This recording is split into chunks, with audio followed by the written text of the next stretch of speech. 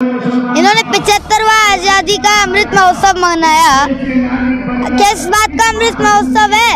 आपने कही थी कि काला धन वापस लाएंगे, और काला धन वापस तो आया नहीं। इन्होंने कही थी कि दाऊद का एक सिर नहीं 2 सिर लाएंगे, आधा सिर भी नहीं आया अभी तो। घर घर तिरंगा लहराने से क्या कोई देशभक्त बन जाता है? देशभक्त तो दिल से होते हैं ना।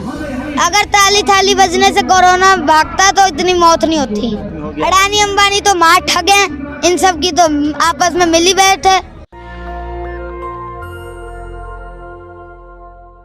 मेरे साथ एक मासूम है जो किसान आंदोलन में भी आप सब जानते थे, आज फिर जंतर मंतर पर आए हैं। क्या पूरा परिचय दीजिए आप अपना, कहाँ से हैं, क्या नाम है, किस क्लास में पढ़ते हैं?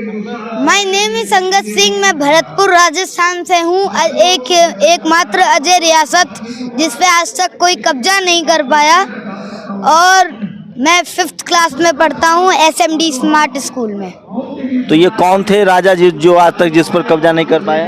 महाराजा सूरजमल जी। इन्होंने 80 युद्ध लड़े, 80 के 80 जीते, और 13 बार अंग्रेजों ने हमला करा, वो भी हमारे किले से भाग गए, मतलब वो भी हार गए।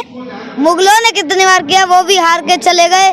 दिल्ली गए महाराजा जवाहर सिंह जी, दिल्ली गए। दिल्ली तो हमारी ऐसे हमारा राज रहा है, हम तो उस पर राज कर करके जीत के छोड़ के आ गए।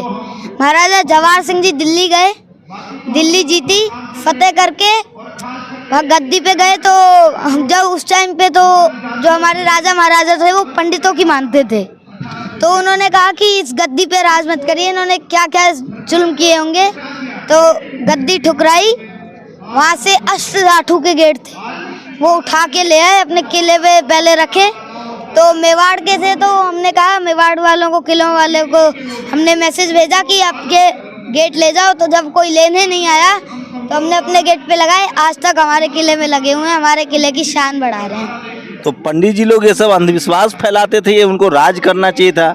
मान लीजिए जो भरतपुर बचा पाए, अगर ऐसा राजा पूरे भारत का राजा होता तब तो अंग्रेजों को भगा देते या मुगलों को।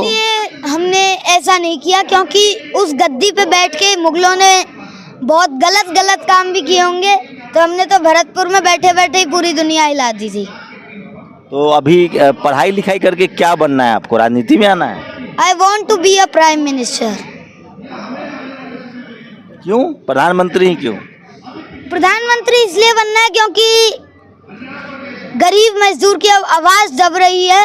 अगर जब मैं प्राइम मिनिस्टर बनूंगा ना, तो किसानों का राज चलेगा पूरे देश में। राम राज्य अच्छा नहीं है? राम राज्य तो कहना गलत बात है, जिनकी सरकार है उनका नाम बोलना चाहिए। राम राज्य तो थे, राम जी तो थे, उनको कहा जाता है मर्यादा पुरुषोत्तम श्री राम। तो मर्यादा पुरुषोत्तम तो इन कहाँ थे, अब ये कहाँ हैं?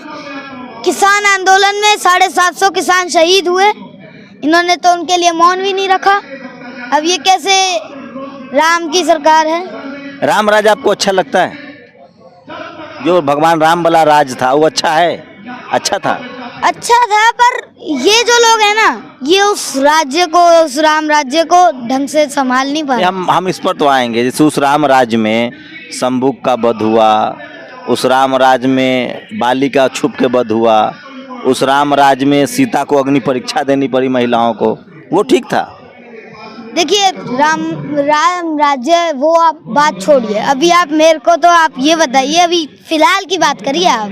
आप प्रधानमंत्री वाला सारा टैक्टिस अभी से जान रहे हैं, मतलब सवाल फंसने वाला हुआ तो जवाब नहीं देंगे। तो जवाब दे सकता हूँ, पर मोदी जी तो कह रहे हैं कि हम घर परिवार सब छोड़ दिए, चाय बेचे, जीवन भर संघर्ष किया, गरीबी से निकले हैं। वो तो गरीबों का दर्द जानते हैं। हाँ, मैं नहीं कहता, वो गरीबों का दर्द जानते हैं, तो फिर वो ऐसा क्यों कर रहे हैं? पेट्रोल के दाम इतने क्यों बढ़ा रहे हैं? डीजल के दाम इतने क्यों बढ़ा रहे हैं? गैस के दाम इतने क्यों बढ़ा रहे हैं? चूल्हे तो दे दिए, और उनको चलाने के लिए गैस चाहिए होती है, जो कि बहुत महंगी है। राजस्थान में एक योजना है, ईस्टर्न राजस्थान कैनाल प्रोजेक्ट, पूर्वी राजस्थान की योजना है, 13 जिलों की नहर योजना। तो पहले इनकी सरकार ने इसको लागू किया, तो राष्ट्रीय परियोजना नहीं बनाया। अब तो इस योजना को रद्द कर दिया गया है, और हम तो आंदोलन के लिए लड़ रहे हैं। आज़ादी अभी पूरी नहीं मिल पाई है, इन्होंने 75वां आजादी का अमृत महोत्सव मनाया। किस बात का अमृत महोत्सव है? आपने कही थी कि काला धन वापस लाएंगे, और आगे काला धन वापस तो आया नहीं।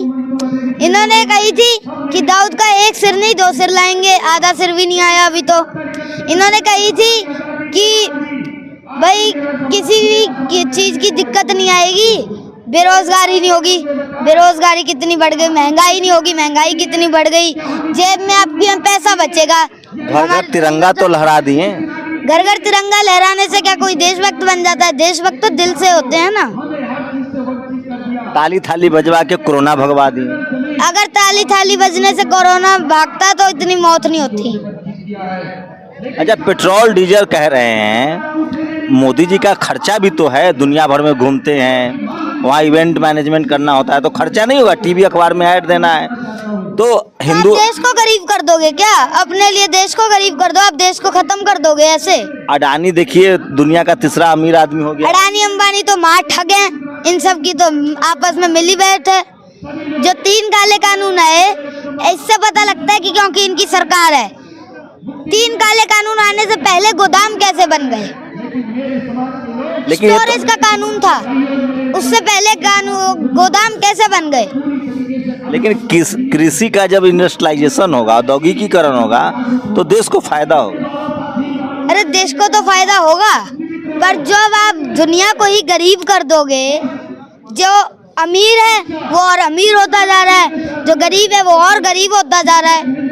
लेकिन टीवी अखबार वाला तो कह रहा है कि मोदी जी भारत के सबसे सुयोग्य प्रधानमंत्री हैं। वो तो गोदी मीडिया है, वो तो गोदी मीडिया, उनका बैठाया हुआ मीडिया है। उनका तो महीने के पैसे आ जाते हैं, भाई लो तुम और हमारी न्यूज़ निकालो। पिताजी क्या करते हैं आप? मेरे पिताश्री हैं वो उनके पास स्कूल, कॉलेज, यूनिवर्सिटीज़ हैं, मोटिवेशनल स्पीकर हैं और कॉर्पोरेट्स जो घराने होते हैं उनमें ट्रेनिंग देते हैं। जो बंदा बहुत स्लो है, लेजी है, उसको। मम्मी क्या करती हैं? मम्मा स्कूल की प्रिंसिपल हैं, आर्टिशियन मिनिस्टर हैं और आर्टिशियन भी हैं। तो आपको प्रधानमंत्री ही बनना है? बनना है, प्रधानमंत्री ही बनना है। एक गोल फिट कर लिया है, अब जब तक वो होगा नहीं तब तक लगा ही रहूंगा।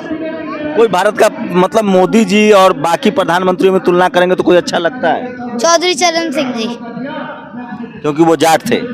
नहीं, वो उन्होंने किसानों के लिए बहुत काम किया, किसानों की बात सुनी, गरीब की बात सुनी। उनके राज में किसी की आवाज़ नहीं दबी। डॉक्टर अंबेडकर के बारे में क्या जानते हैं? डॉक्टर अंबेडकर जी ने हमारे को संविधान दिलाया और उनको सबसे पहले मैं नमन करना चाहता हूँ। और उनकी वजह से आज संविधान मिला है, पर आज पूरा संविधान नहीं मिल पाया क्योंकि गरीब मजदूर जो अपने हकों के लिए आवाज़ लड़ता है, उसकी आवाज़ दब जाती है। तो आप मतलब अभी अगला लक्ष्य क्या है? ग्रेजुएशन करेंगे, पढ़ाई लिखाई तो कंटिन्यू करेंगे? हाँ, पढ़ाई लिखाई तो कंटिन्यू करेंगे। पढ़ाई लिखाई तो बहुत ज़रूरी बात है। तो आप पीएम बनेंगे तो आरक्षण रहेगा कि जाएगा? वो देखिएगा, फ्यूचर में देखिएगा। धन्यवाद। ये ठीक नहीं है। नहीं, वो फ्यूचर में देखिएगा।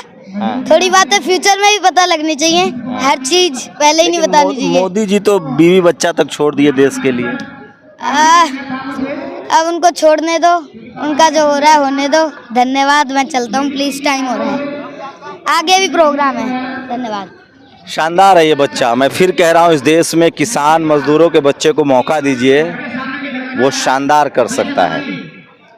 कैमरा नवीन के साथ शंभू कुमार सिंह, नेशनल दस्तक, जंतर मंतर, दिल्ली। नेशनल दस्तक की आपसे गुजारिश है कि अगर इसको बचाना चाहते हैं तो नेशनल दस्तक को सब्सक्राइब करने के लिए रेड कलर के सब्सक्राइब बटन को दबाएं, फिर बेल आइकन की घंटी दबाएं। नेशनल दस्तक को बचाने के लिए बहुत जरूरी है कि हर खबर को शेयर करें, लाइक करें, कमेंट जरूर करें।